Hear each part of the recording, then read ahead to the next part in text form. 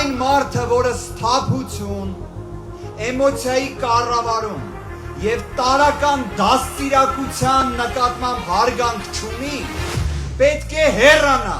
Արի միտը միկնա, Ռոբերտ Սերժը, եւ մյուսները։ Այսօր Երևանի փողոցներում, կոնկրետ Արաբկիր վարչական շրջանում, մենք տեսանք բազմաթիվ անհասկանալի խոսքեր եւ անհասկանալի ելույթներ։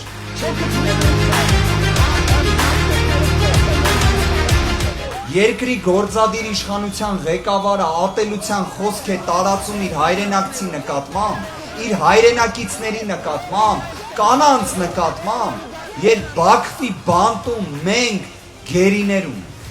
որոնց ազատ արձակման մասին մի բառ անգամ չի հնչում,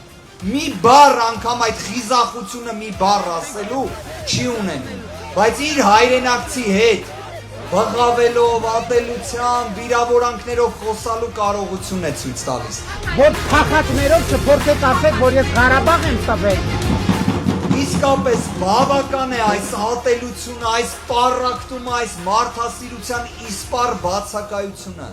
Մենք դրա կարիքը չունենք։ Մենք ուժեղ Հայաստանում դրա համար հստակ ասում ենք, գալիս է մարդասիրության ժամանակը, գալիս է համախմբման ժամանակը, գալիս է իրավունքի գերակայության ժամանակը,